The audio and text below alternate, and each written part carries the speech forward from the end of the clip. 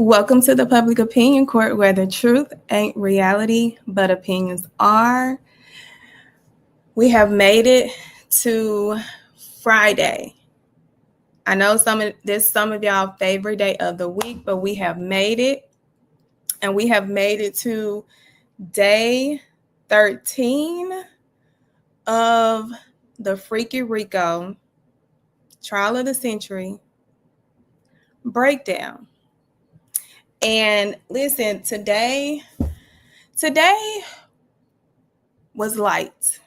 Today was light, and we're going to get into it. For anyone that has not attended or viewed one of the breakdowns that we do each and every night, 7 p.m. Central Standard Time, as we are recapping what is happening every day in the court where Diddy is being, tried for some of his transgressions. So, if you're new here, I'm just going to introduce myself. My name is Attorney Thelma Anderson. I have been practiced. I don't even practice anymore, but I have been I'm a former prosecutor, almost 6 years. I have been a municipal court judge for 2 years. I own and operate my own business consulting company called the BYOB Firm, Build Your Own Business, where we help entrepreneurs properly form and protect their business. I have been owning my own consulting firm for 3 years now. And I created the Public Opinion Court because I just feel like there's a lot of individuals whose opinions overrides the reality. So I like to break down the law and make it so simple that you don't got to be a lawyer to understand the language. And I use cases that are in the public to break down the law, to break down the elements, to show y'all how to add the evidence and testimony into the elements to hold the government to their burden. Or even if it's civil, I break that down too. So, yes. Oh, hi, everyone. Hi, Cheryl. Hi, William. Let's see. Hi, Juanita. So let's get started. So, if you're not new here, we start with a good hot topic.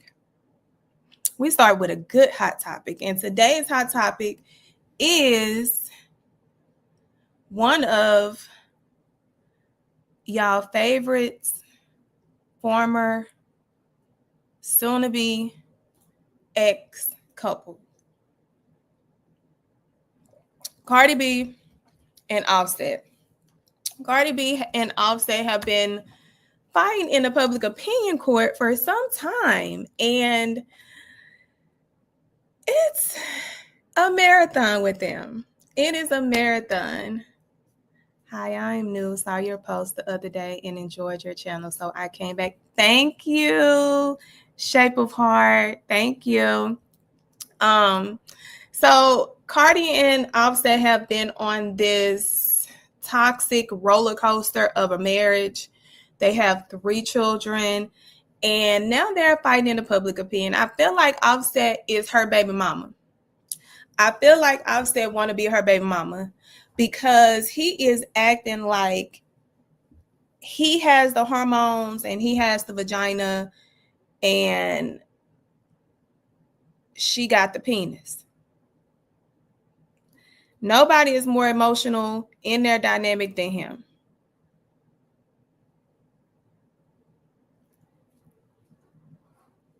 Thank you, Donald. Oh, yeah. So I forgot to mention, I am collaborating with the Real Life Street Stars. My YouTube channel is the Public Opinion Court. And y'all go subscribe to that too, because, I keep it real as I keep it real over here. With that, I got my popcorn and pickles and a refill. Listen, come on, let's get into this tea. Hey, Fred from ATL. So Offset, Offset have been cheating on Cardi for their entire existence. He been embarrassing this girl in the streets, embarrassing her. So Cardi was like, you know what? After this third child, that they wasn't even together. She decided to go ahead and file for divorce. He started, wilding out because their baby is not even 1 year old. So of course he started getting disrespectful. Cardi, like, y'all know Cardi from New York. She is not gonna let nobody play in her face. She not gonna let nobody play with her name. Ex Tasha K. But she not gonna let nobody play in her face. So she has crashed out a few times, just like he's crashed out. And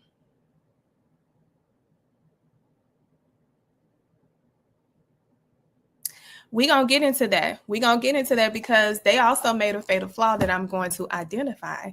But they've been going back and forth. And yesterday, the baby mama Offset amended his petition to ask for spousal support. The baby mama Offset, because he is the baby mama, he is her baby mama, amended his petition and hold on. How do I put him in timeout?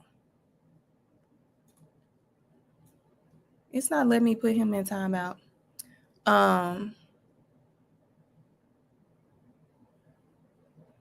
gonna get to it.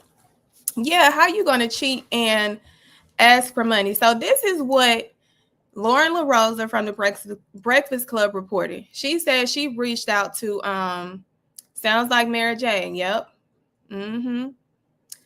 She reached out to Offset's team as well as Cardi. Cardi's team didn't get back to her, but Offset's team was like, well, she want to ask for all this stuff. She want to ask for full custody. She want to ask for the house, the home, the car, everything we built. And she don't even be watching our kids. So I'm going to ask for some spousal support. It ain't like I need it. Why did he do that? Why did he do that? Why? Because listen, because he did that, y'all know Cardi, once she don't play about her motherhood. Because he included her motherhood, he said she don't watch them kids. So why are you asking for all that? Cardi aired him out all the time, and you know it. You talk to my kids every single day. It's not my fault you don't want to fucking fly to New York. The fuck? Now, you're saying that I'm trying to take everything.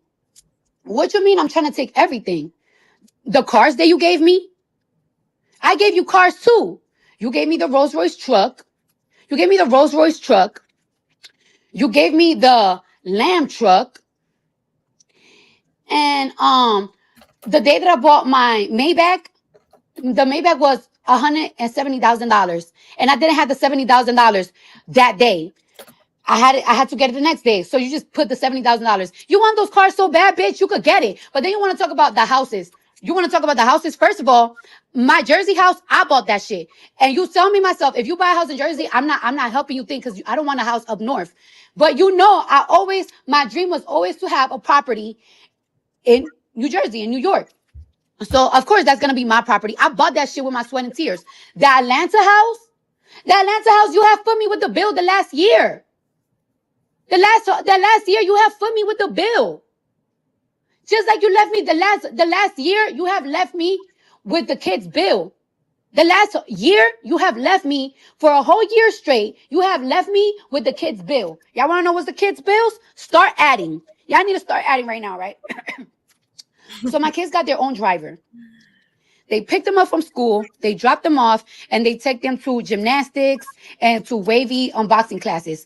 The kids' driver is on a retainer for $10,000 a month. So that's $10,000 a month just on a driver for my kids. All right, cool. Culture school this year, you didn't pay for it. That's $45,000. Wave school a year is $35,000, which you didn't help me pay for it this year. at all. My cousin babysits Wave and Culture. She gets paid $3,000 a week. The nanny was $700 a day, but because she's only staying in the daytime, $500. Don't call me. Nobody fucking call me. Nobody call me right now. Dead ass. The baby's nanny is $500 a day now because she's not staying the whole day. Culture and Wave gets tutoring 4 times a week by the hour. So that's 2 hours, 1 hour for Culture, 1 hour for Wave. Each hour is $250. So that's count that up. That's 4 times a week. Culture fucking thing. Culture pianos class. That's 300 an hour. And she gets piano class 3 times a week. I'm not sure how much is gymnastic and Wave boxing classes, but I pay that too. And you have left me with that bill for a whole year. Have I asked you? Have I asked you for anything? Have I asked you for anything this whole year? Have I asked you for anything? Kiari, have I asked you for anything? Because you want spousal support so bad. And mind you, and mind you, this is not even including food. So my kids have a personal chef that come from 7 a.m. to 5 p.m. that I pay for. Because people in my house don't have time to cook. My cousin don't have time to cook. My mom that be helping with the kids don't have time to cook. So I need a chef. So my kids eat whatever the fuck they want because thanks to me. Also, my house have a security in front because, our daughter constantly used to get threats. Rape threats, death threats. So I have a security 24 hours in front of my house, which I pay as well. And you don't help me with none of it. You haven't helped me with a bill for a whole entire year. And you know what's so crazy? I wasn't even going to say nothing. Because my nigga always tells me, yo, I don't want you to address nothing anymore. And I be trying to keep it cute. But for you to call the Breakfast Club and be like, oh, the reason why I'm asking for spousal support is because she wants everything. Everything like what? Everything like what? The gifts that you gave me? Bitch, you want it back? All right, so give me the gifts that I gave you back. What? You want money for the house for Atlanta? Fine, we could split that. Whatever the fuck you put down on the house, we could split that. I don't give a fuck. My house in Jersey, I bought it myself, so you're not getting shit from my house that I work my ass off. I don't even ask you for anything for the kids. All I ask is for you to spend time with them, and you haven't spent no time with them, bro. You're a bitch. And I don't fuck with your family, but I even be calling your family like, yo, I don't know what's going on with you. You are mentally disturbed right now. And then when I don't be with my kids, where I be at, Offset? Where I'm at? I'm in Atlanta right now working. You think I want to be in fucking Atlanta in this small ass hotel room? I don't have not one friend, not one family member out here. I don't have nobody out here. Y'all don't even be knowing that I be in Atlanta because I don't even go out in Atlanta. I don't know nobody out here. And when I fly out on the weekends, I fly out to my house in New York. And I spend time with my kids and I spend time with my man.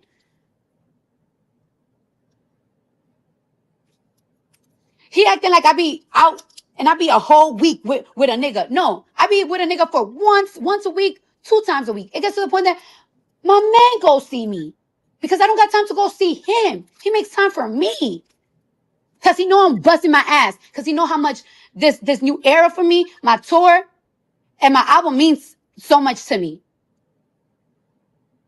But you don't like that. You don't like that. Stop calling me.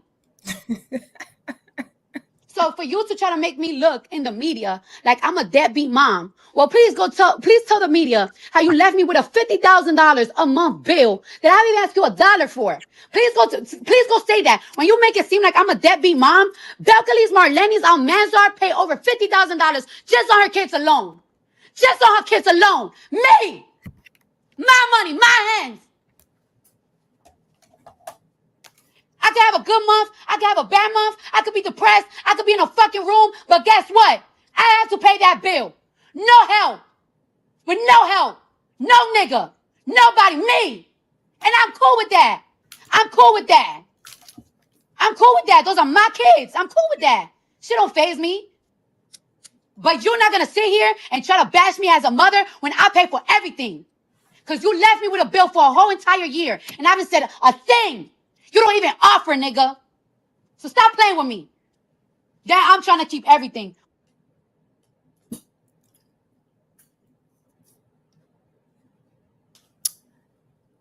Listen,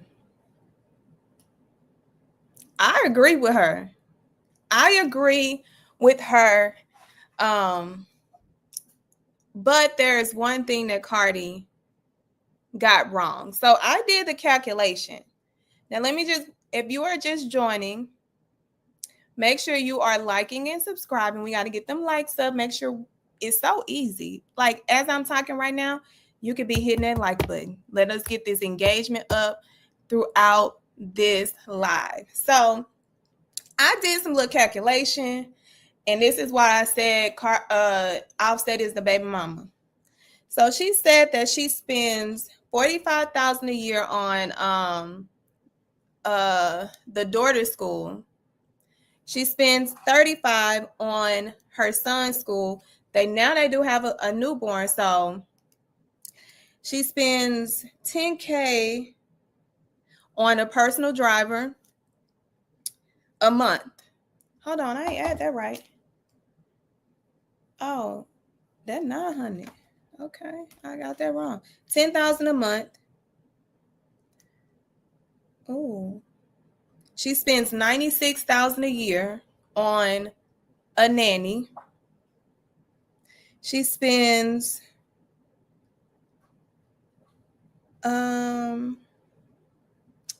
40. She spends something on this other nanny. Oh, she spends 12,000. Then she has their no, not 12,000, $44,400. Then she has this the piano lessons. They spend 12K a year on both. Then that's a total of $210,000. Then she has the $50,000 bill on the home that she's been paying. That came out to what, 600,000. Add that 10K. That's $900,000 a year that she's coming out her pocket. And if Offset ain't helping her, he's the baby mama. He's the baby mama. She's the daddy. He is the baby mama. You said you don't see the like button?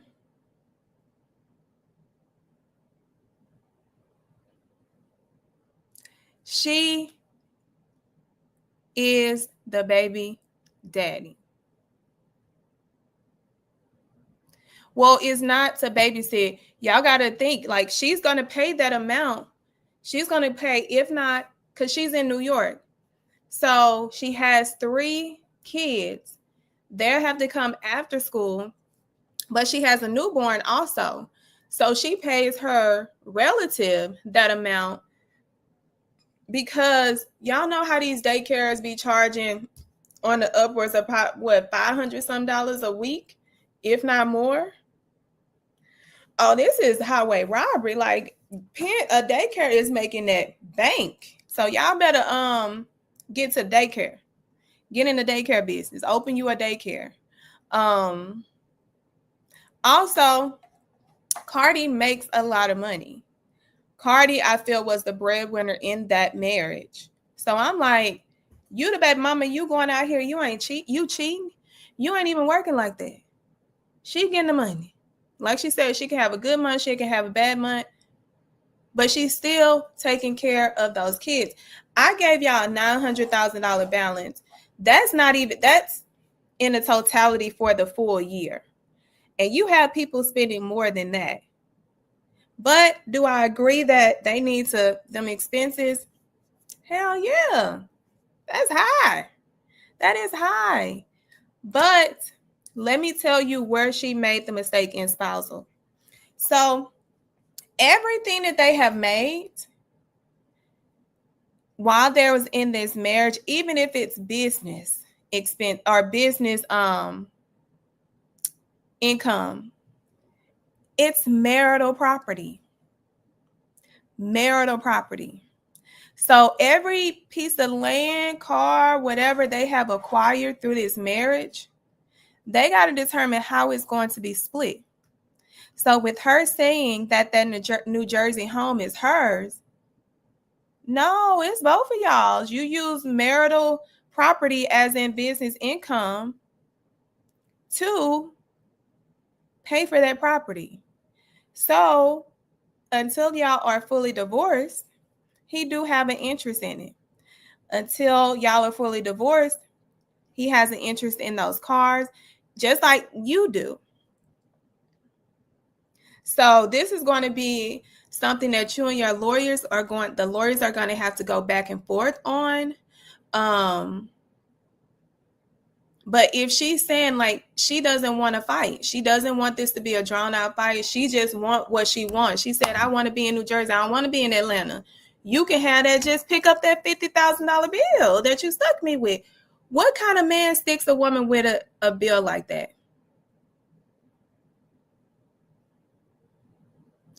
He's getting paid like a backup dancer. So I posted, let me see what I had posted, because the people were mad, y'all. The people were mad at me. They were in shambles. I was like, how dare you? So I put, and these were the men. I said, a man who needs spousal support is a man you never should have been with. And I stand by that. A man that needs spousal support from a woman is a man that you should have never dated.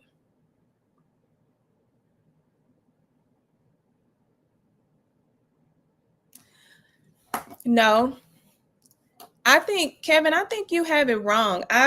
Every expense that I read off were necessary expenses. These wasn't shopping sprees. We're talking about private school, 45,000, 35,000. A driver. They have to get to school, and also when what do they do when she's out on the road?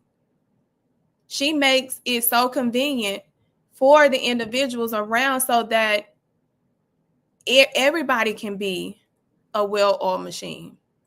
She only talked about her necessary expenses for the kids, their piano lessons, their swimming lessons.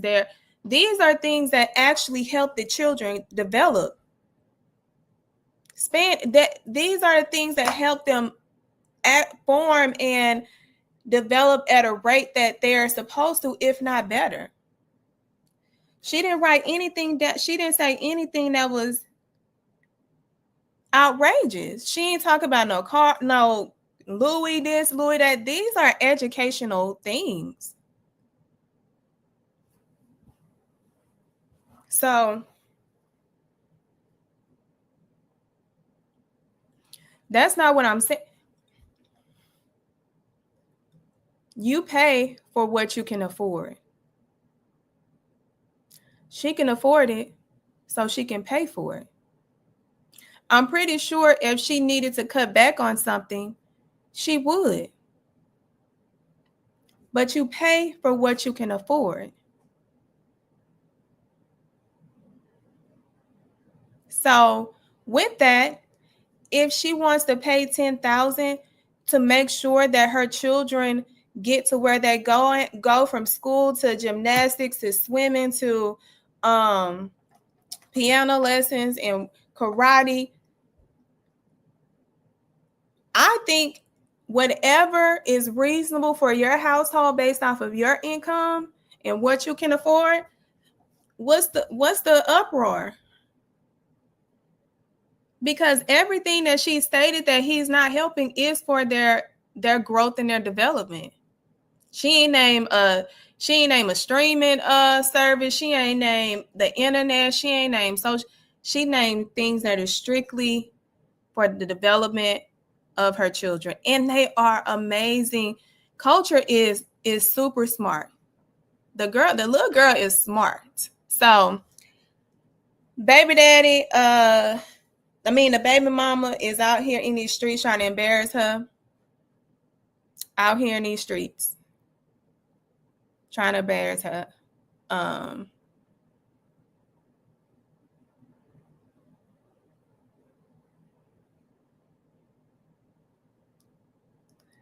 So,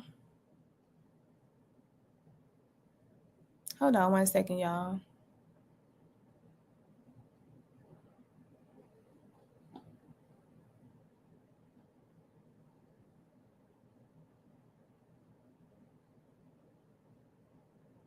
So, with that, are y'all ready to get into what happened today?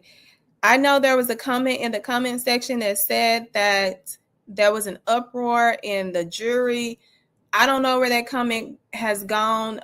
So I want, if that person is still here, let's talk about it, because today was a decent day for the defense until Steele stuck his foot in his mouth. And I think they're going to pay for it on Monday on redirect. So let me go to it. Where are the slides? Now I know I uploaded these slides. Oh, let me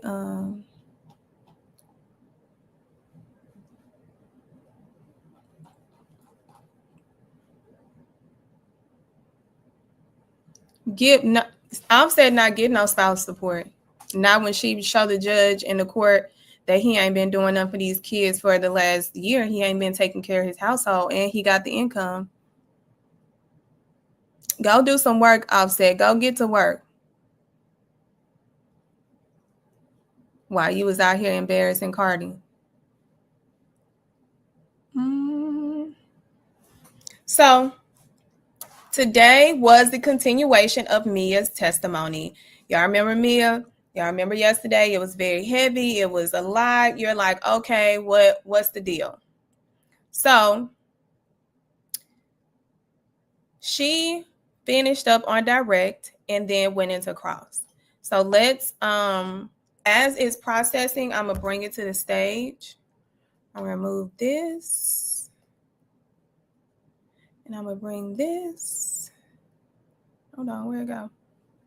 So with this, we are on like slides.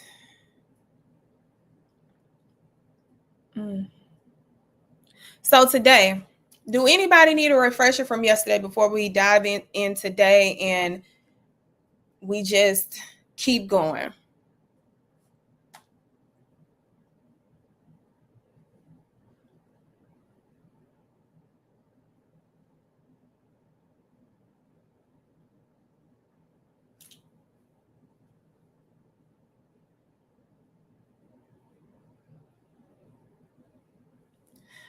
Cheese, let me say something. There is nowhere in the Bible that says a woman is supposed to be the provider of the household.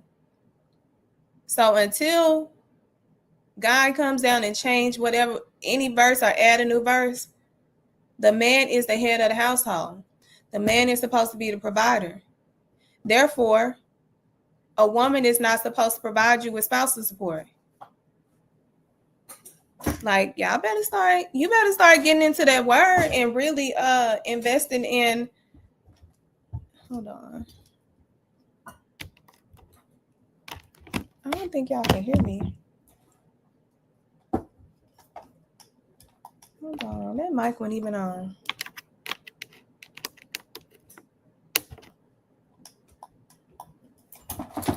Oh, wait. Oh, I don't know what's going on today. So we're going to take that up out of there. But we are on Mia's continuation of her cross-examination. Her direct. And let me tell you, oh, good. Thank y'all. Thank you. Oh, yeah. Really liked your breakdown the other day of how the Diddy prosecution has 100%. Listen, and it's still going, y'all. It's still going. It's still going. And today, I feel the defense, like I said, the defense had some good points. The defense, I started to see that maybe they gonna start doing something. I started to see a little glimpse. And then they dimmed that damn light. They dimmed it.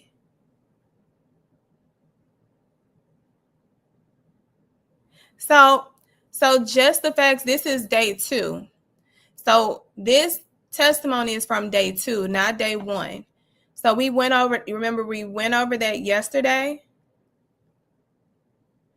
Tanya, what was I doing? Did I take my nap at that time, Tanya? I must have took my nap at that time. Y'all. So y'all remember Cassie talked about a trip to South Africa? Tanya, spill a tea in the comments so I can bring it up and we can talk about it. Oh, Tisha said they was. The third row.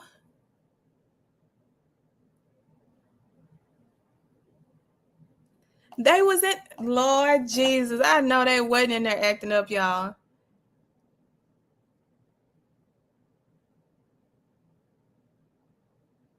Good Lord. So, yes, so they was in South Africa.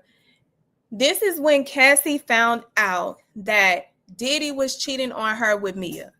I mean, not Mia. Diddy was cheating on her with Gina. So Mia was like, she was very devastated. And you know the time zone change, like it's a time zone difference.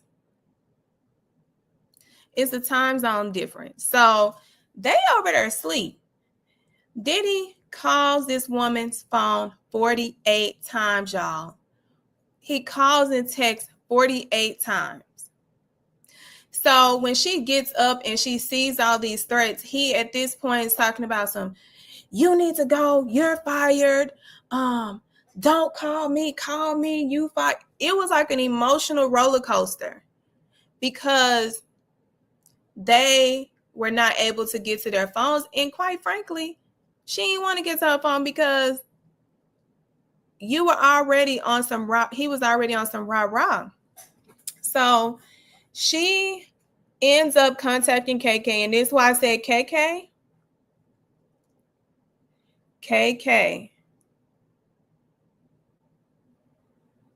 That heifer.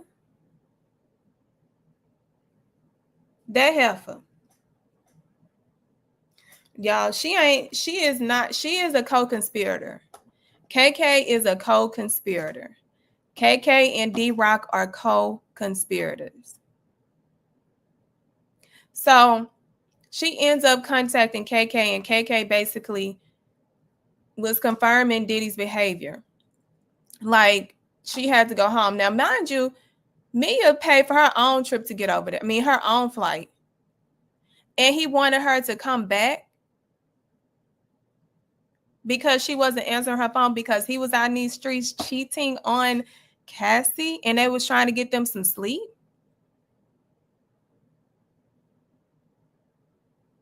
So after that happened, Diddy's still going on his rant. She ends up texting him, trying to smooth it over.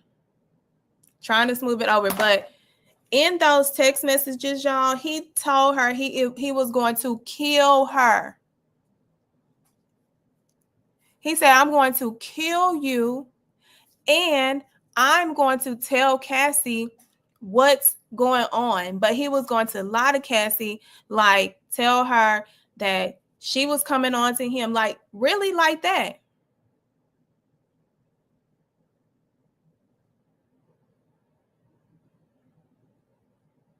So she is in a panic. She got anxiety. She telling him like, y'all, I got anxiety. Y'all doing too much. So eventually she stays. She ends up coming back. And do y'all know what this man did?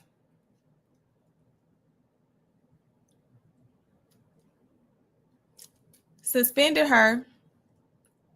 Then y'all know how close they had worked together. He ends up making it hard for her to get access to him because all of her decisions had to go through him. So he was making it hard for her by like putting a distance in between them. So she said it like that whole energy was really tearing down her ability to do her job, and it made her not want to do her job. He also threatened to take away her television project, The Hustler, that was going to be on ABC, that was coming through Revolt. He said, F at ABC. And I was like, what did you take that to mean? Like he was taking it away from me. Because they had just did a press release and it had got so much traction because it was about her and her being an assistant and hustling, in her entertainment business. So after that incident happens, she ends up talking to D-Rock at some point. But there was another incident in the office where she came in and she was getting his sweats and things together. And I guess she wasn't doing it right. He cursed her out, told her she was fired for being like, all their reasons would be because they would say she was insubordinate. They would say she was being insubordinate.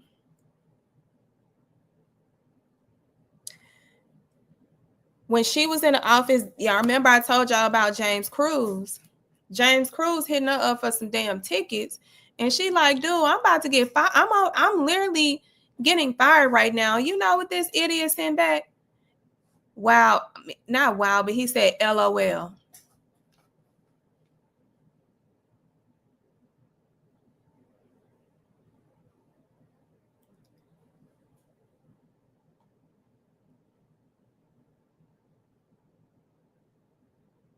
I don't know. Like, what was y'all not telling me what they were doing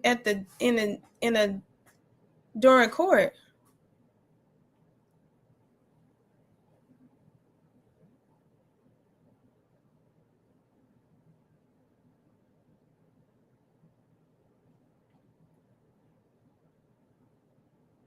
So after he, attempts to fire her again, of course, KK gets in it. D-Rock gets in it, and she sends a message to D-Rock like, basically saying he's off his rockers, and D-Rock go and tell Diddy. He goes and tell Diddy. She talked about an incident where she was forced to count money on a yacht, y'all. This is a responsibility of the security.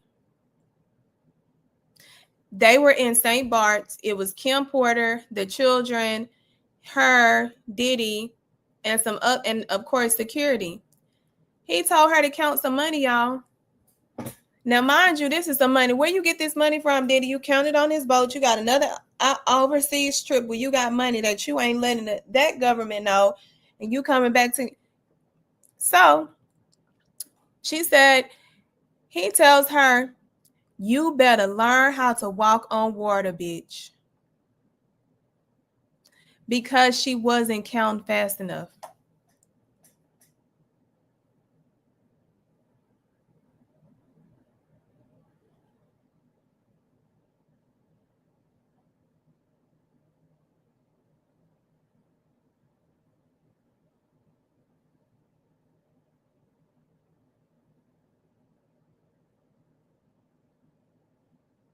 Really?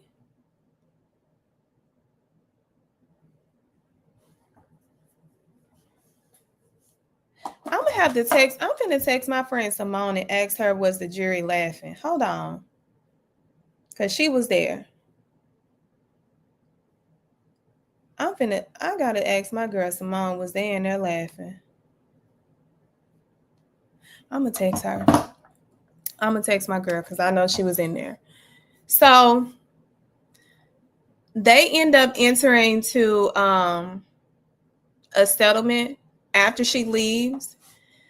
She talked about the emotional manipulation, the threats of her job, and the physical abuse, the verbal coercion, the travel coercion. Like, she was forced to change flights under the threat, even when she had to pay out of pocket. The psychological threats connected to her job security. Diddy threatened to tell others about the rape, but then suggesting that the sexual encounters were consensual.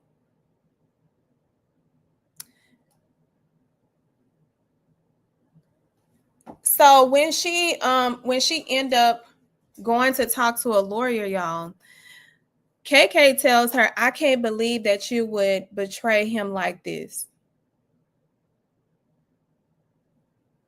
Bitch, what?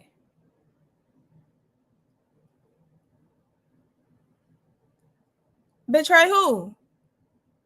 Because he ain't God, so I'm not worried about who he is. That's what I would have told her. But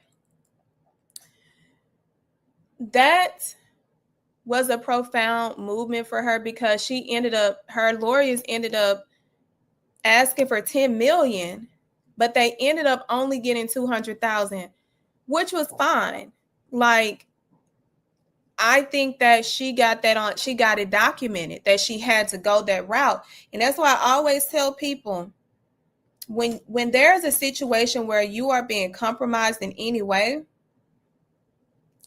your paper trail is the trail that is going to save you. So you got to create this paper trail. You got to create the emails. Like, she was sending emails. You got to you got to do several things to make sure that your credibility, that is going to be questioned anyway,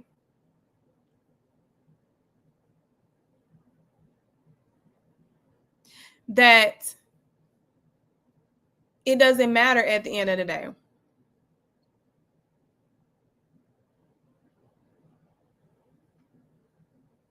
So if they think that the 10 million was a problem, then why was they crying yesterday?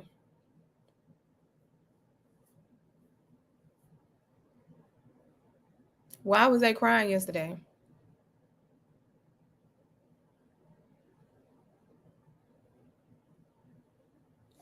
I don't know. Like, this ain't sounding right. Like,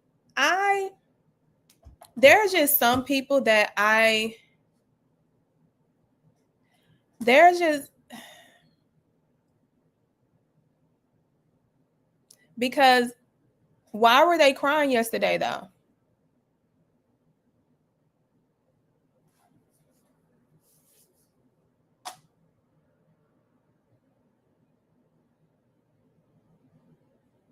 That's what I want to know.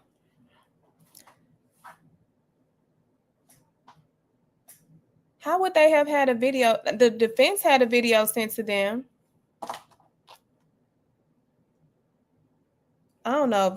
I don't know, y'all. Like, there's just certain bloggers or gossip people that I don't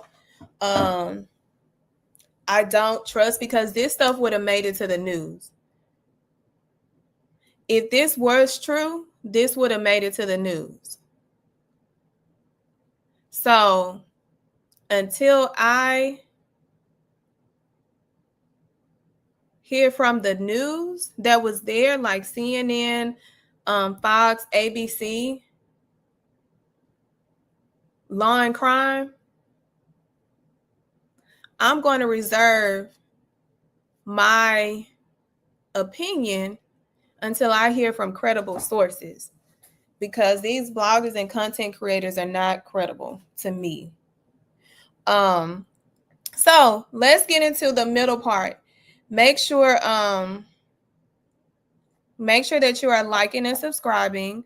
But there was a portion of her testimony where she talked about some elements like witness tampering and obstruction of justice. Yes, they're allowed to talk about it. If a blogger is allowed to talk about it, I mean, the news outlets are allowed to talk about it.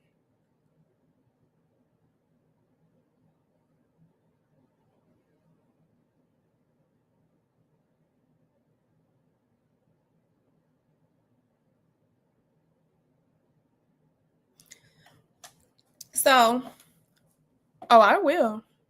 I will. So, in part of her testimony, she talked about D Rock in after Cassie's lawsuit. D Rock hits her up after all this time. After all this time. And he is basically trying to encourage her to say that everything that happened to Cassie was not abuse, and trying to get her to make a statement on Diddy's behalf. He attempted to manipulate her to try to make her, like I said, make a public statement, but that didn't work.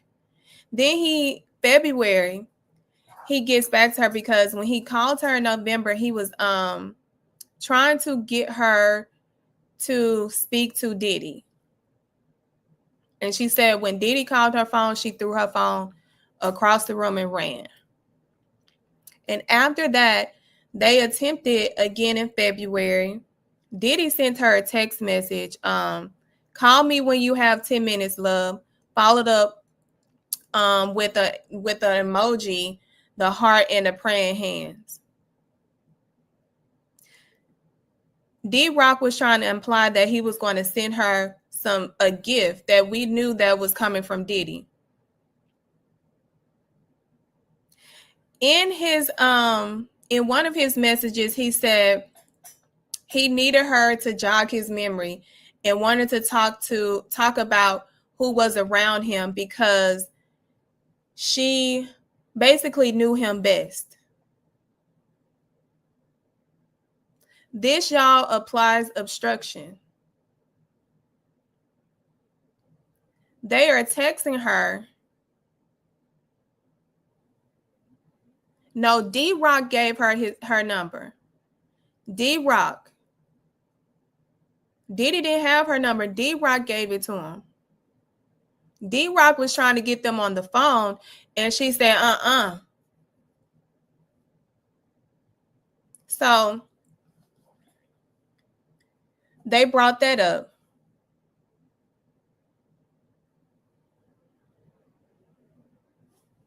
She didn't give him her number, y'all. And then y'all know he changed numbers. She didn't give him her number. Hold on one second.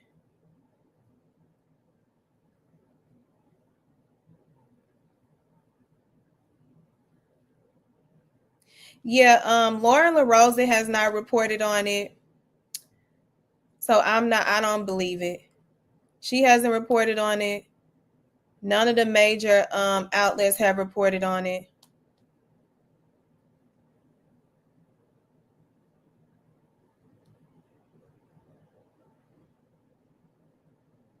So,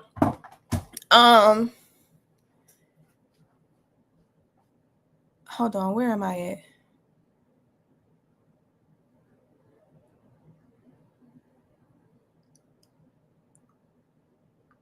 Oh, Mia, during her testimony, she talked about how she suffered from PTSD, not PTS.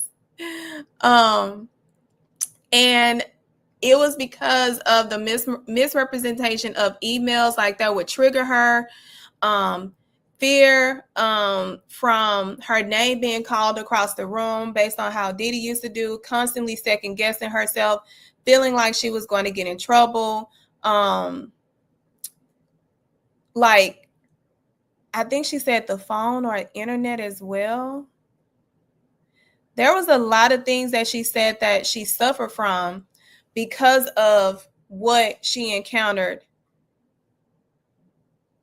from. No, I put Diddy. I call him Diddy.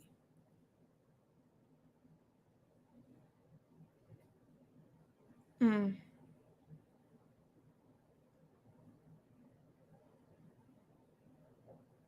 So when you go to the actual breakdown, what I did was added what she experienced into some of the elements or counts that has to be proven by the government. So when you look at Rico, based on her testimony on day 2, there is a pattern of psychological control, retaliation, and financial coercion. Sex trafficking, threats tied to job security, and forced proximity to Diddy for sex-related encounters. Transportation for prostitution. I don't think that applies, but I just added it because I was like, education is education. The flight manipulation, coercion to accompany him against her will for illicit purposes.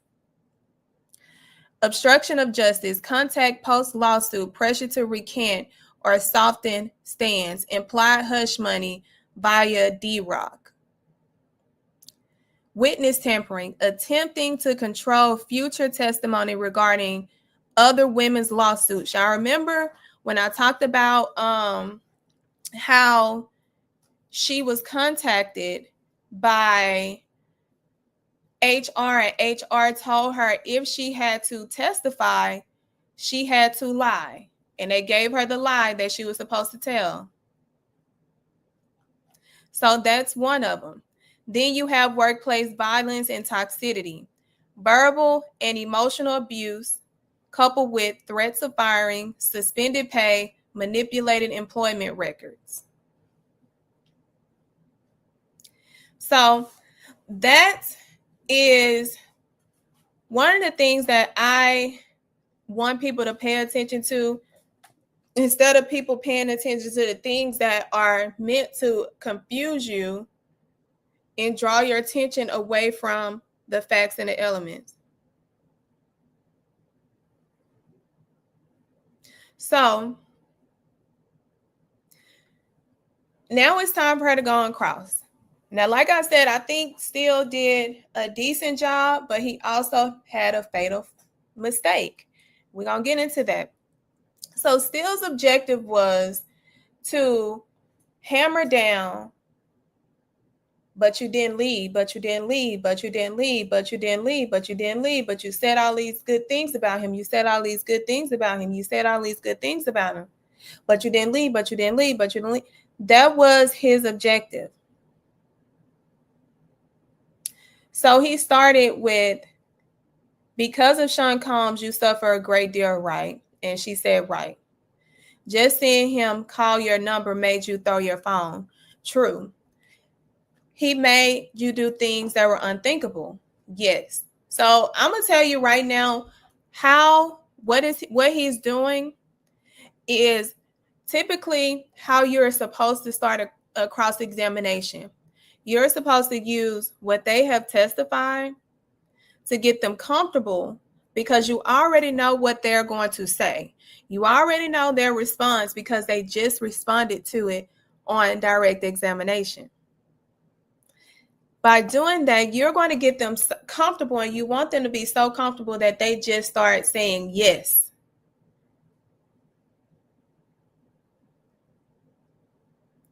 Just saying yes. So he then goes, you tagged him years later you tagged him years later after you say he raped you. Yes. There was a social media post that she that stated, this is what we do. It was a Ciroc bottle. This is what we do when you are not around. Steele says, you say he made you take drugs against your will at Burning Man, but you posted about it.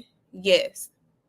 Still, but this message and this one, another one the same day, posting the anniversary of you being sexually assaulted. It was his birthday.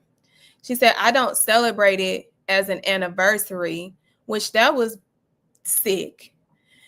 I don't celebrate it as an anniversary, but he was doing it on purpose to try to fluster her of that, but it's his birthday. What did you write? Thank you for giving me an extended family for life. You're fucking funny. Love you. So she had hashtags and things like that. So still, hold on. Did I get the rest of it? No, because he's not done. So still went on to hammer her on, you made this scrapbook like all of these years, like you never said anything, like, and she started pushing back on him. One occasion she said, well, ask my therapist, ask my therapist, ask my therapist, which is a great response because you are hanging into the jury like, I'm in therapy because of this man. So after that happened, in my opinion, and y'all tell me what y'all think, but this is what I know based off of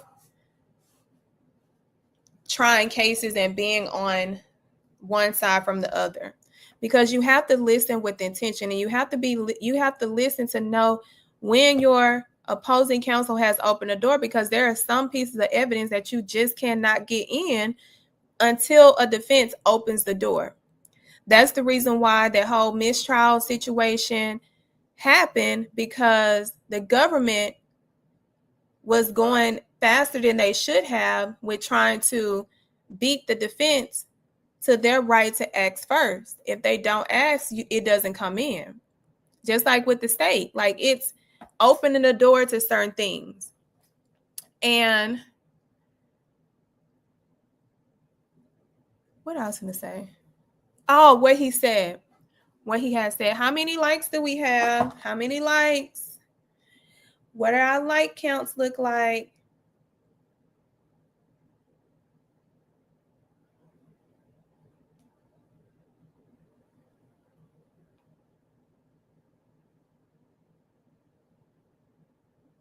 How we looking? Oh, we got to do better than that. We got to do better than that.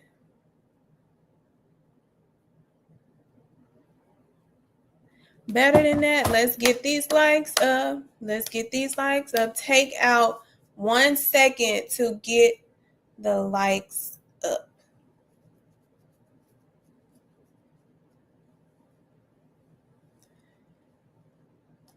Let me see.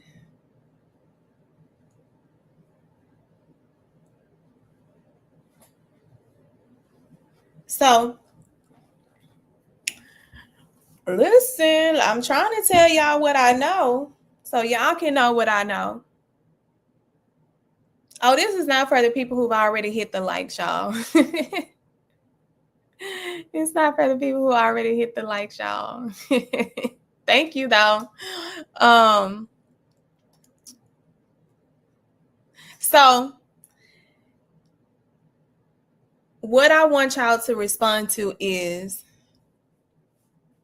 and I want y'all to respond with either a red heart or a blue heart. Red heart is for the state. Blue heart is for the defense. This particular statement that Steele made, I want a response of, do y'all think that this was an admission of guilt or not? So an admission of guilt is going to go in the favor of the government. An admission, not an admission of guilt, is for the defense, the blue heart. So what Brian Steele said was, and I forgot to pull up the clip. He said, Mia, how many times?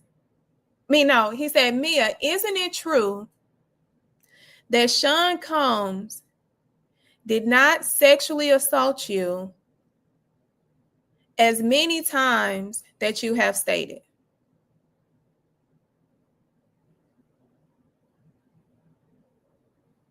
I'm going to read it again. Mia, isn't it true that Sean Combs did not sexually assault you as many times as you stated? Is that a admission of guilt or not? Did his lawyer just admit that he may not have raped you all them times? I mean, he may not have raped you 4 times, but yeah, he didn't rape you 1. But you ain't finna put all that off on me.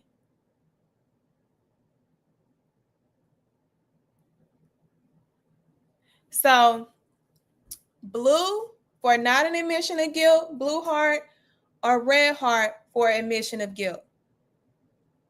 Or you can put yes.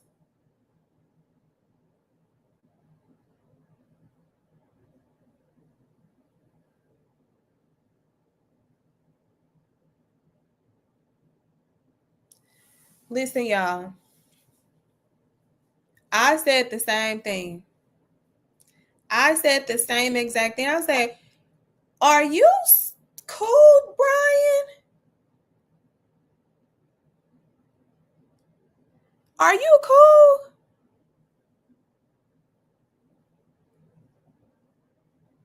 Why would you ask that question? Why would you say, isn't it true that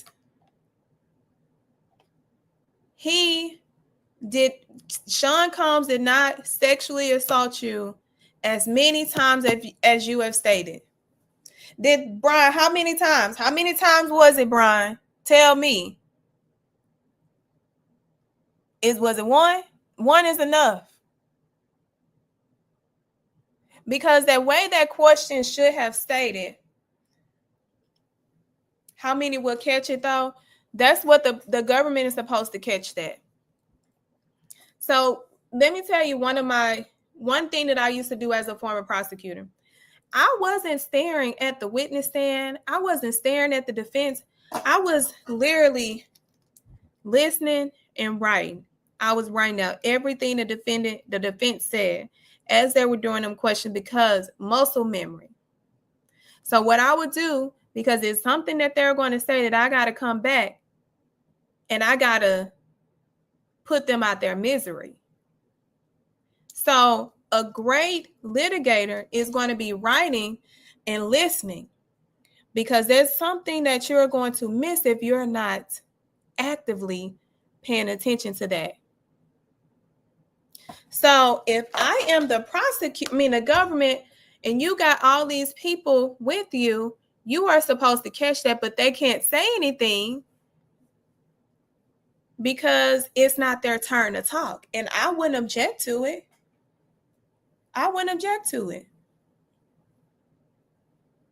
So it is up to the government to remind the jury when they get back on direct examination, because this is exactly what I'm gonna say. I'm gonna get up there and I'm gonna pretend, because I don't want them to know where I'm going. I'm like, Mia, was you born yesterday or was you born today? She gonna say, well, I was born on this particular day. Okay. The reason why I asked you that is I just wanted to make sure you was here, and you was present when the defense asked you, isn't it true, Mia, that Sean Combs did not sexually assault you as many times as you have stated?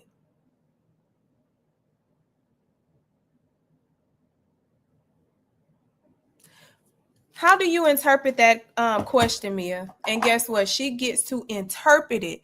So if I am Mia, I got my context clues on. And I would say, this is how I interpreted that he don't think that it's the amount of times that I've stated, but he knows there are times. And I let the judge object. Because guess what? The jury has heard it. The jury has heard it.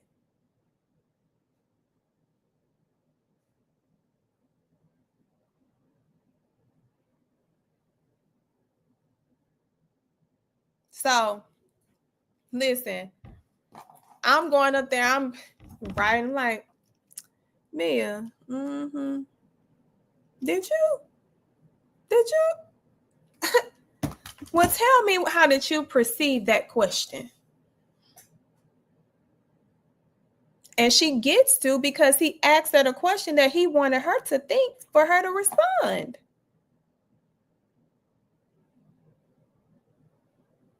So when you make that kind of mistake, as Brian still did, it don't matter how long you've been practicing, it happens. And this is one of the issues I have with this particular case. These practitioners is too many chefs in the kitchen. When there are too many chefs in the kitchen, things happen. Things like Brian still asking that question. You never ask a question that you don't know the answer to. And I can tell you, I just anticipate, and I feel like they have not contacted these witnesses. They also have access to talk and interview these witnesses to know exactly how they're going to respond. He definitely didn't talk to Mia. He definitely didn't talk to Dante. They didn't talk to Deontay. It's like they didn't talk to Capricorn. It's like they just showed up and expected the notes from the government instead of doing their due diligence. I promise you, you know which lawyer was going to reach out to them? Drew Finland.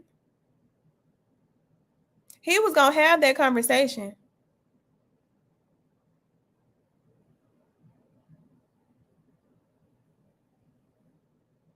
This funny. Sassy Cassie. I don't think they prepped, because I know when I've tried cases, y'all, I know when the defense contacts the witness because they contact me. But I always tell them, I said, the defense has the right to give you a call. So treat them with the same courtesy that you treat me with. They are here to do a job, just like I'm here to do a job.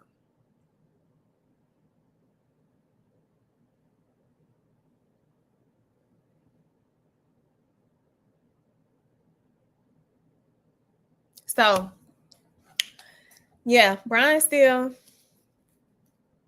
was up there stealing. So let me go over this, because like I said, she's still on the witness stand. She's still on cross. So I will be. I think Dirk has a I think Dirk, I like his chances. I like Dirk's chances. I don't got enough time to go into it, but I like his chances. Yeah. Cause I mean Drew is good at what he do. Like, if I had to pick Brian or Drew, I'm picking Drew. And there's no shade to Brian, but if I had to pick, I'm picking Drew.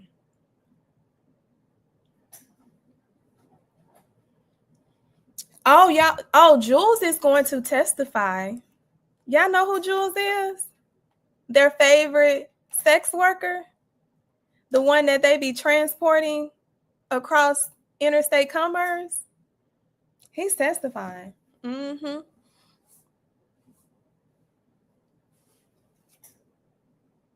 He's testifying. Mm. Mm. Their favorite sex worker will be testifying. Mm. Mm. Now let me get back to this before because I got to go to the other room. So this is what I have picked up just so far in and I wanted to do this so that y'all can see and be able to get a view of from a unbiased perception. Because one thing, if I want to give people their flowers for the good work that they do, and I don't never want my platform to look like I am biased based off of one side from the other. So some of the things that I identified as the strengths in their cross-examination was going back to confirming, emotional trauma, kind of tugging into that emotional trauma to make sure that it's valid. They took her back to the coercion and the violations, like making her, really tell them like, hey, since you felt that way, then why are you still here?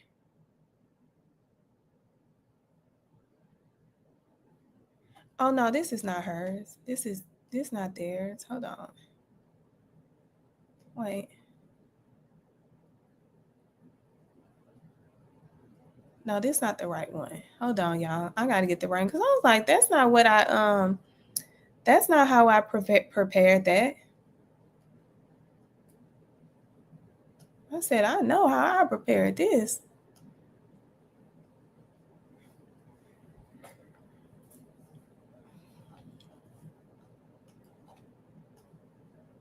I know how oh no, this ain't even, hold on. Hold on, y'all. I don't know why it's not.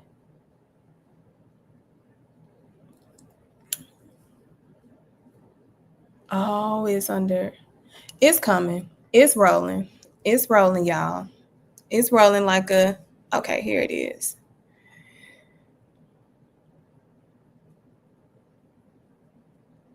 Hold on, it's not letting me go to all of them. Hold on, y'all. Hold tight.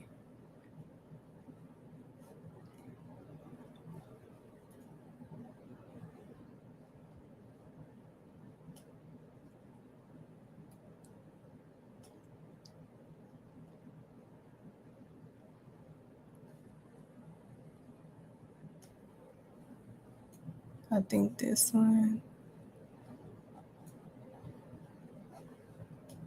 Okay. Let's see if this has all the slides, because I really want y'all to see from their perspective of how I think they did. I don't know, Caleb. I don't know.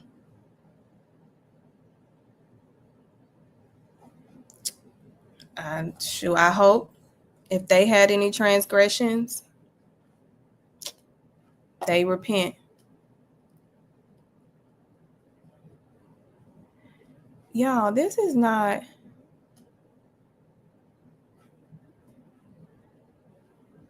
Hold on, let me save it somewhere else. Oh, maybe it doesn't let me go all the way. It don't let me go to. I only can go to a certain amount. So since I can only go to a certain amount, I'm just going to read it for you.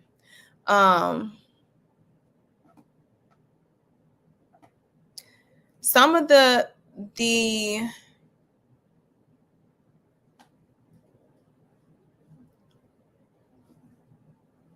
some of the things that they did that was very strong is they got Mia to agree to statements about emotional and psychological trauma that they basically got her to contradict.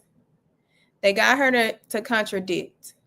They got her to admit under oath that there wasn't always a sense of, violations of the unthinkable.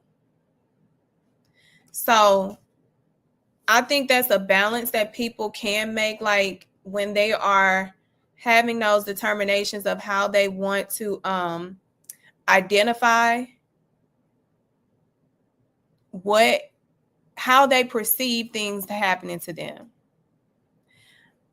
They hit her with like, hey, you never made any, public statements. And she said that, social media is not a real place. Like social media is fake. So therefore, if social media is not a real place, then why am I going to be real on social media? that was one of the weak sides of the kind of questions that they asked.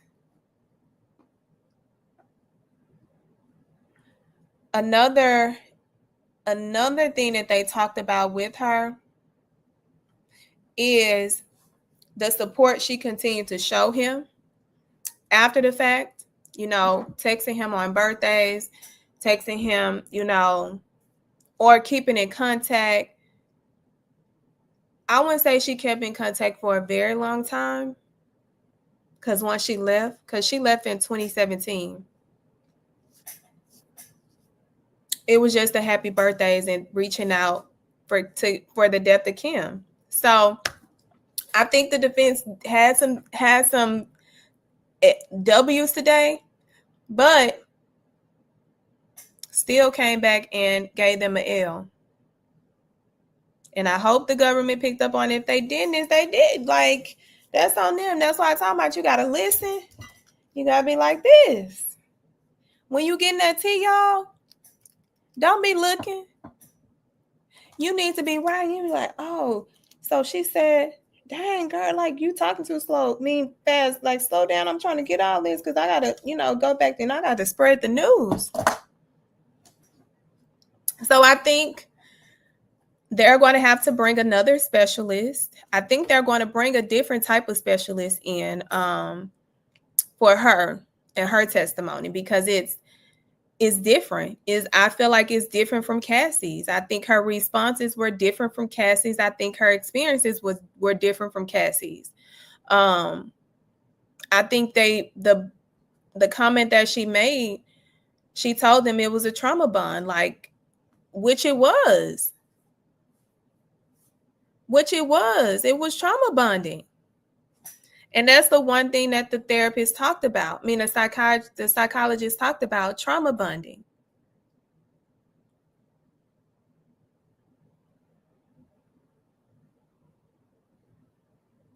So they got to. Diddy's team now wants to work until 10 o'clock at night with Diddy. That's a bad sign, y'all. That is a bad sign. That's a bad sign.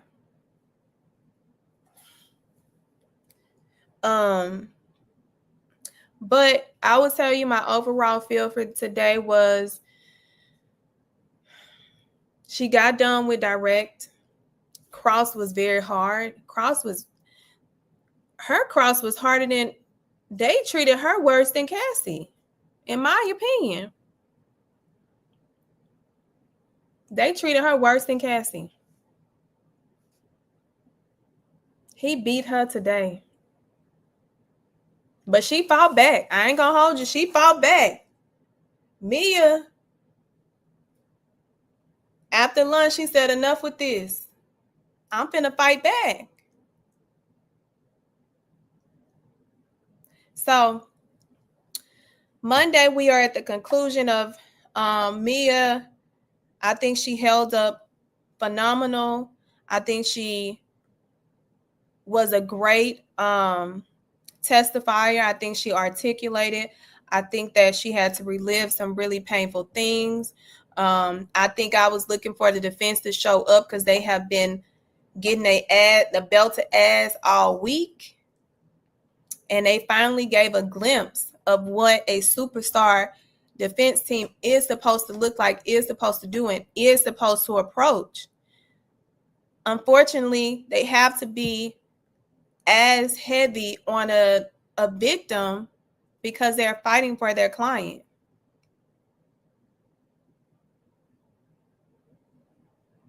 So they get to live to fight another day, y'all, on next week. Now, listen, but I need y'all to get these, to go ahead. If you have not liked, please make sure you have subscribed. And also, Real Life Street Stars has merchandise, and you can visit their website and you can check out their gear because summer is here. And you might as well, like, what else? You ain't gonna have to pay no tariffs or anything. You might as well go to the website and get you some, gear. Also, you can follow me on my personal social media account, Gloria Bay ESQ, or my business page at the BYOB firm on Instagram. I also have my YouTube page where you can go and subscribe to my YouTube channel, The Public Opinion Court, as well as TikTok, The Public Opinion Court, because these are platforms that I actually do shorter previews to get y'all ready for the lives, because I get y'all amped up like, oh, they didn't say that. They said what? I know they ain't say that. So follow me on there, and I'm also going to be on Fanbase. I do it after dark on Fanbase, and I have my own room called the Public Opinion Court, and y'all will be able to actually listen to it in your car. That's how we're bringing the Public Opinion Court to your convenience. And finally, if you have not been here, I published my first book, Shut Up and Prosecute, which is my memoir about my experience as a Black prosecutor, trying to survive, to seek justice, and being thrown each and every way. But baby, I didn't go down without a fight. So I wrote my very first book on my experience, Shut Up and Prosecute. You can get a copy on Amazon. Please support, because I'm also going to be releasing a documentary on this particular experience as a former prosecutor. Because let me tell you, it ain't for the weak. And the things that I went through, baby, I'm not holding back. I name names. People are uncomfortable, and I love that for them because they made me uncomfortable. So I got to tell my truth by telling your truth. So with that, y'all see the light was like, girl, the time is up. The time is up. Hold on, check your super. Oh, thank you. Thank you. Real Sass. Is it Sassafras? Is it San Francisco? Is this abbreviated for San Francisco? Don't listen, I be getting everything wrong. I would be in trial and I would be getting these victims' names and not the victims, but the jury's names wrong. I'd be like, listen, y'all, I am not good with pronouncing names, so don't hold me to it. Okay? So, y'all, I will see y'all on Monday. Y'all have a great weekend. I will see y'all on Monday for the recap, 7 p.m. Central Standard Time. I'm thinking about pushing it up to, no, I am pushing it up to 6:45 p.m. Central Standard Time to give more time for the hot topics.